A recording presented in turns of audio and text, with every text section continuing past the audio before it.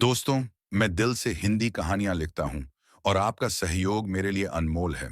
कृपया मेरी कहानियां सुनें, चैनल सब्सक्राइब करें और घंटी दबाएं ताकि आपको हर नई कहानी की अपडेट मिलती रहे।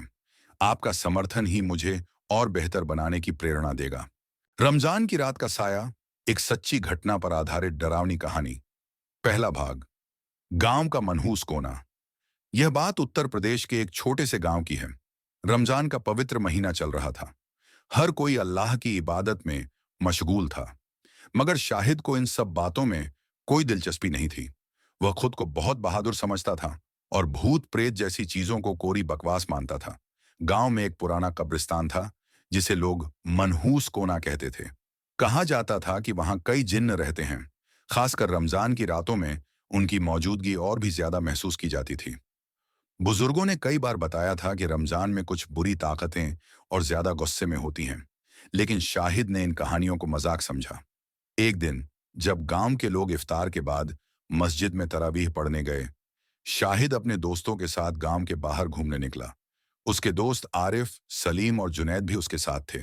ठंडी हवा चल रही थी और चारों तरफ सन्नाटा पसरा हुआ था। क्यों ना आज कुछ मजेदार किया जाए, आरिफ ने शरारती अंदाज में कहा। क्या मतलब? शाहिद ने आंखें घुमाते हुए पूछा। सलीम मुस्कुराया और कब्रिस्तान की ओर इशारा किया। अगर तू सच में बहादुर है तो वहां जाकर सबसे पुराने कब्र को छूकर दिखा। शाहिद हंसा। अरे ये सब डराने की बातें हैं, भूत वूत कुछ नहीं होता। तो फिर डर क्यों रहा है? जुनैद ने चिढ़ाते हुए कहा। अब शाहिद को अपनी बहादुरी साबित करनी थी। वह धीरे धीरे कब्रिस्तान की ओर बढ़ने लगा। हवा और ठंडी हो गई थी। पेड़ों की शाखाएं सरसराने लगीं और एक अजीब सा माहौल बन गया। शाहिद ने जैसे ही कब्रिस्तान के अंदर कदम रखा, उसे महसूस हुआ कि कोई उसे देख रहा है, मगर उसने ध्यान नहीं दिया। उसके दोस्तों की हंसी की आवाज अभी भी सुनाई दे रही थी। वह सबसे पुराने कब्र के पास पहुंचा। ये एक टूटी फूटी कब्र थी, जिस पर काई और धूल जमी हुई थी। शाहिद ने धीरे से अपना हाथ कब्र पर रखा और जोर से हंसा। देखा, कुछ नहीं हुआ। लेकिन तभी एक ठंडी हवा का झोंका उसके चेहरे से टकराया। अचानक उसे अपने पीछे किसी की मौजूदगी महसूस हुई। उसका दिल जोर जोर से धड़कने लगा। उसने धीरे धीरे पीछे मुड़कर देखा और तभी उसकी आंखें चौड़ी हो गईं।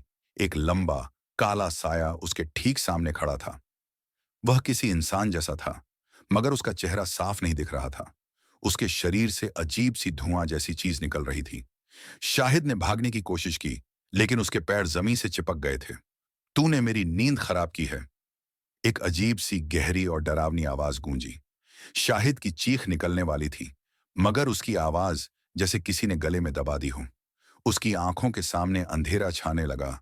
आरिफ, सलीम और जुनैद कब्रिस्तान के बाहर खड़े होकर हंस रहे थे, मगर जब उन्होंने देखा कि शाहिद काफी देर से बाहर नहीं आया, तो चिंता होने लगी। कहीं सच में कुछ हो तो नहीं गया? जुनैद ने घबराते हुए कहा। वे तीनों एक दूसरे की ओर देखने लगे और फिर हिम्मत करके अंदर गए। शाहिद कब्र के पास पड़ा था। उसके चेहरे पर दहशत साफ झलक रही थी। उसकी आंखें सफेद पड़ चुकी थीं और उसके शरीर पर अजीब से निशान थे, जैसे किसी ने अपने नाखूनों से उसे खरोंच दिया हो। शाहिद! सलीम ने उसे हिलाया, मगर वह कांप रहा था। उसके होंठ कांपते हुए सिर्फ एक ही शब्द बोल पाए, मुझे माफ कर दो। शाहिद को जब घर लाया गया तो उसकी हालत बहुत खराब थी। उसका शरीर बुरी तरह कांप रहा था, आंखें सफेद पड़ चुकी थीं और उसके होंठ बुदबुदा रहे थे। उसकी मां ने जैसे ही उसे देखा, उनकी चीख निकल गई। या अल्लाह! मेरे बेटे को क्या हो गया? उसकी मां ने उसे हिलाया, मगर वह किसी पत्थर की तरह अचल पड़ा रहा। उसके चेहरे पर डर की छाप साफ नजर आ रही थी, जैसे उसने कोई भयानक चीज देख ली हो। उसके पिता ने तुरंत गांव के मौलवी साहब को बुलवाया। मौलवी साहब आए और शाहिद के पास बैठकर कुरान की आयतें पढ़ने लगे। जैसे ही उन्होंने सूरह अल बकरा की तिलावत शुरू की, शाहिद के शरीर ने अजीब सी प्रतिक्रिया देनी शुरू कर दी। रुक जाओ! यह आवाज शाहिद की थी, मगर उसकी आवाज पहले जैसी नहीं लग रही थी। वह भारी और गहरी हो गई थी, जैसे कोई और उसके अंदर से बोल रहा हो। उसकी मां और दोस्त घबरा गए। मौलवी साहब ने जोर से पूछा, तू कौन है? इस बच्चे के अंदर क्या कर रहा है? शाहिद ने धीरे से सिर उठाया। उसकी आंखें बिल्कुल काली हो चुकी थीं। उसने मौलवी साहब की तरफ देखा और फिर बहुत डरावनी हंसी हंसने लगा।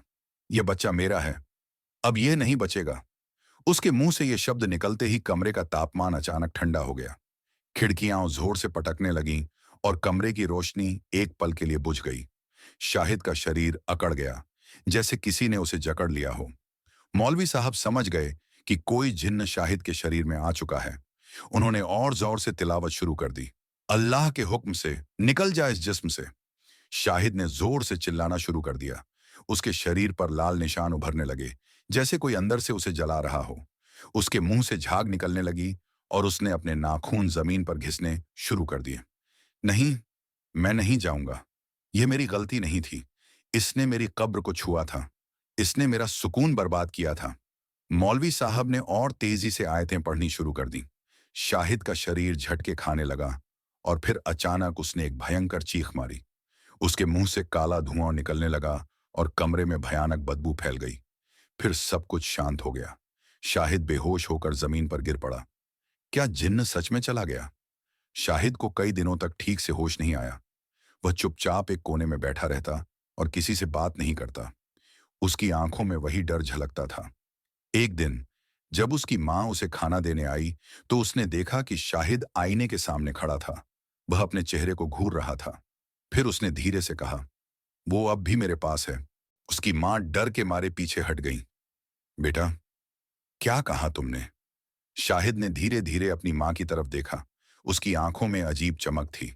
फिर उसने मुस्कुरा दिया, मगर वह मुस्कान इंसानों जैसी नहीं थी। आज भी गांव में लोग कहते हैं कि शाहिद पहले जैसा नहीं रहा। वह अब ठीक तो दिखता है, मगर कभी भी रात को अकेले बाहर नहीं जाता। वह मस्जिद में हर नमाज पढ़ता है, मगर कभी भी दुआ में अपने लिए कुछ नहीं मांगता। आखिरी सवाल, क्या वो जिन्न सच में चला गया था या अब भी शाहिद के साथ था? अगर तुम्हारे साथ भी कभी ऐसा कुछ हुआ है तो रात को अकेले मत जाना और कभी भी किसी अजनबी कब्र को मत छूना। क्या आपको यह कहानी डरावनी लगी? अगर हाँ, तो अभी इस वीडियो को लाइक करें ताकि हमें पता चले कि आपको ऐसी और भी कहानियां चाहिए।